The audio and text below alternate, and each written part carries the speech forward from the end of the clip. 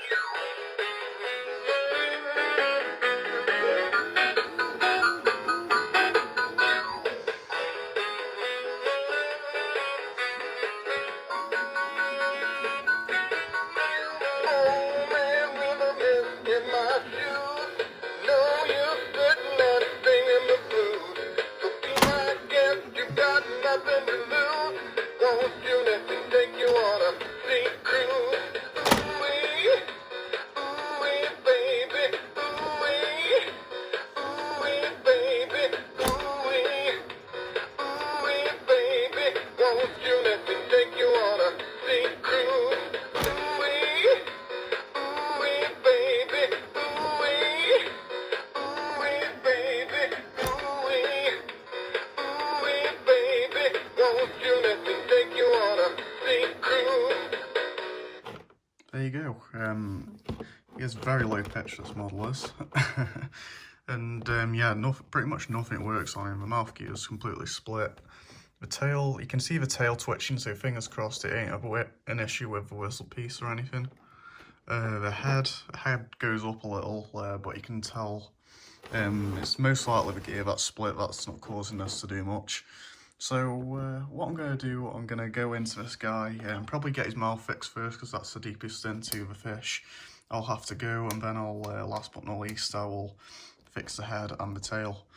Another thing I really like about this one is how closed the mouth actually goes, because I don't think the regular one actually does that. So yeah, without any further ado, let's proceed on with the repair clips. Okay, just to give you guys an idea of this version, how it looks inside, this is completely different to what I'm used to with that one.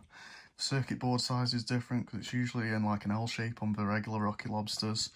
And most notably this mechanism here, this is a whistle piece mechanism. and the cloth is actually black on him, which is quite interesting. But yeah, I'm probably going to unscrew the switch and the speaker to stop as much tension from being put on these as possible. So yeah. Okay, so what I've done now before we proceed into looking into the mouth mechanism, I have took this bracket off that holds the gearbox in place right here. I've removed the motor because I'm going to be lifting this lobster off the plaque, so we won't allow any tension on these wires, and unscrewed the cloth. And what I'm going to do now, I'm going to try and push this through.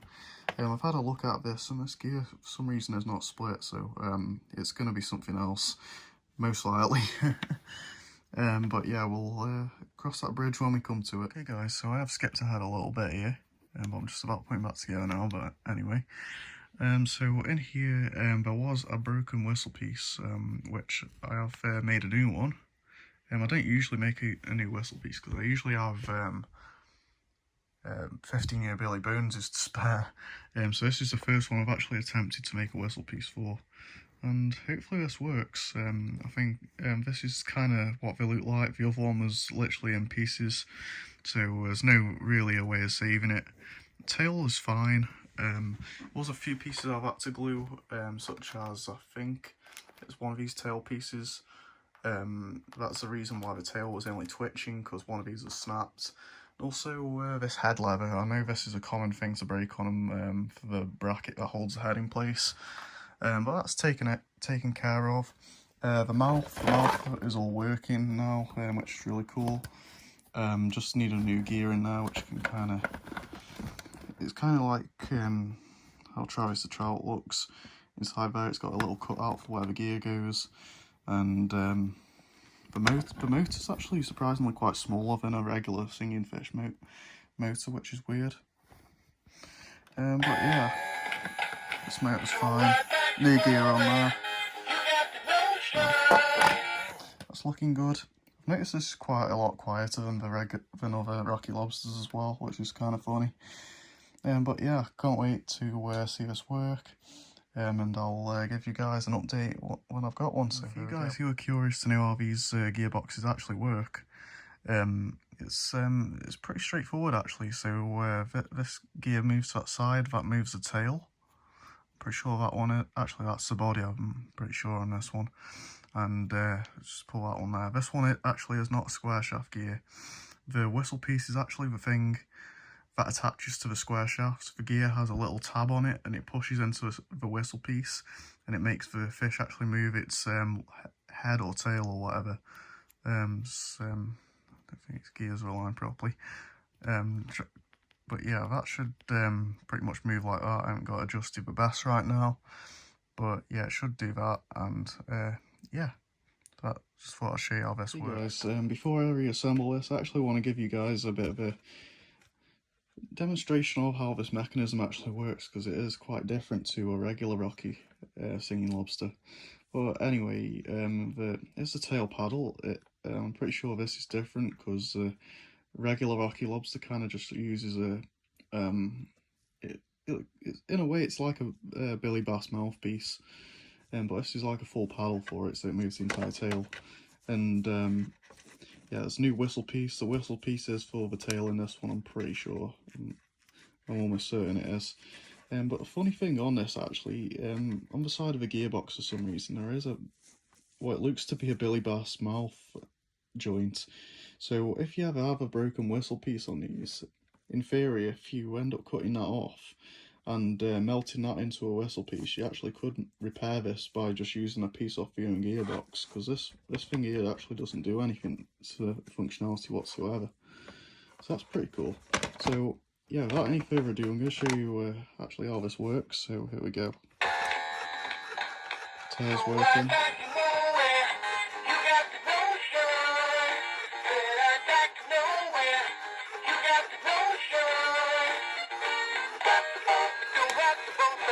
Body's working.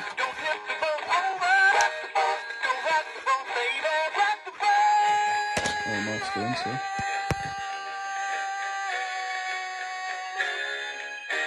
Skin isn't on all the way, so it won't look like it's working that good. So yeah, I just thought I'd show you actually how this works, because it's pretty interesting, and these are quite easy mechanisms to repair, but they are annoying mechanisms, that's for sure, because they break very, very easily.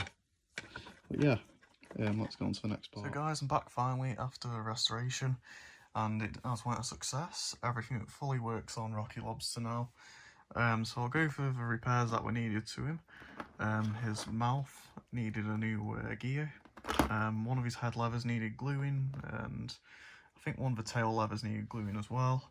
And most obviously the whistle piece was broken in this guy, because that always happens on these mechanisms.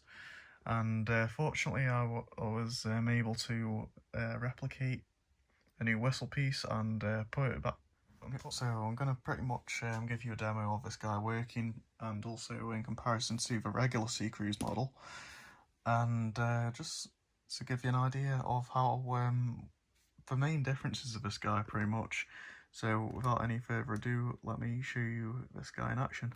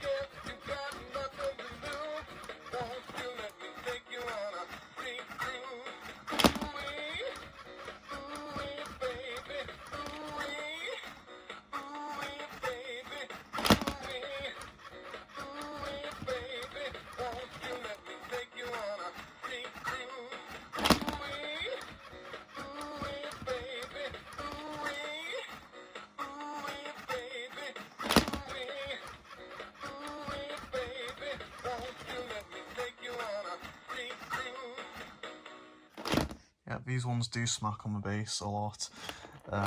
It's mainly due to the design of the mechanism once again. So let's show you the other song.